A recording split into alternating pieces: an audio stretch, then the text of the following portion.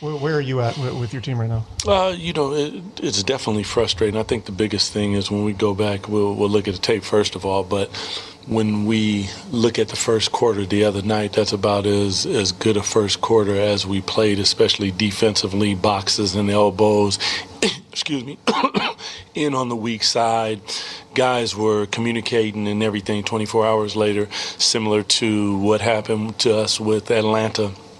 Young team just comes in. We have to find the ability to play the right way and play with a level of urgency, sense of urgency and energy necessary to win games on a night-to-night basis. And it's an absolute must. There's a frustration. This isn't. These are bad feelings. You don't like them, but we know that there's a process that we are going through to get to where we want to go. Really happy with the young guys. Good to see Keegan back out there trying to find his way and his win through his injury. That was huge for him, but. We'll go back, we'll look at the tape.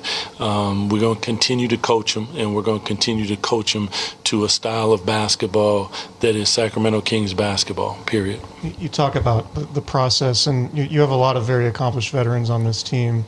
For you guys to be in this spell and lose by this many points, is this part of the process? Can this be part of the process?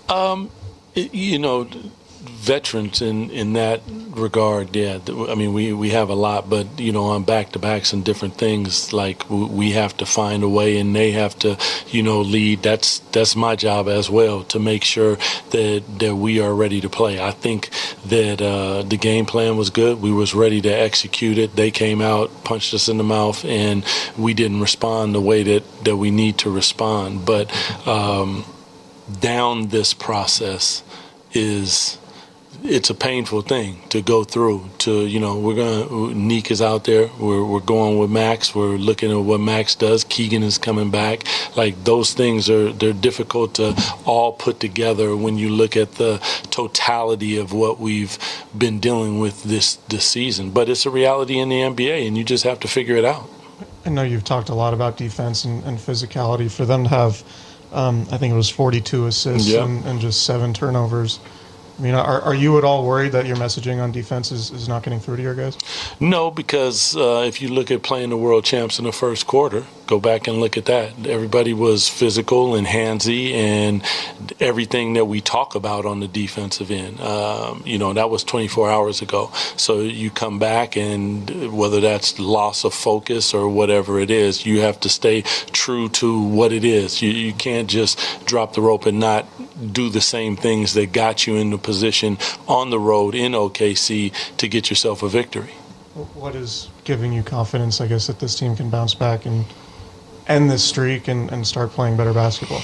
I mean, more than anything, like, there's proof of concept from the standpoint that we've seen them when they play the right way, when they are handsy, when they're communicating, when they're being physical, when they rebound the basketball, when they share the basketball. In all of our wins, the average is 27 assists. So when we get up in that area, the ball is moving around, guys are knocking down shots. It's not always the offense that is the problem. It's the defensive end of the floor. And if we'll go back and look at the film, but more than anything, whether it's transition defense, whether it's half-court defense, whether it's being late on rotations, whether it's pick and roll, being up to the level, making sure that we're impacting the basketball. And I'm talking about consistency with that. Like, we see it from time to time, and that's my point. So when you ask, what gives me hope in that regard, is because I see that they can do it. Now it's the consistency at which they will do it. After the Atlanta game, you were very passionate in how you spoke about your team and how they played.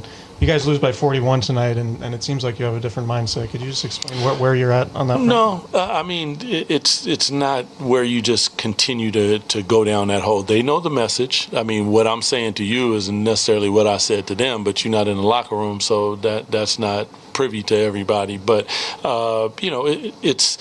we know that, Domas is out, Keegan's just coming back. There's a lot of different things that have transpired that we're trying to work through on the fly. It's not an excuse, it's just a reality of what it is. But at the same time, when you you look at us and then we go on the road, we play good basketball, we play a really good quarter, we play a really good 2 quarters, we know that it is there. Now, how are you guys going to be consistent? And part of that is the accountability for each other, holding each other accountable out there on a night-to-night basis. Cool. Thanks, CC. Appreciate y'all.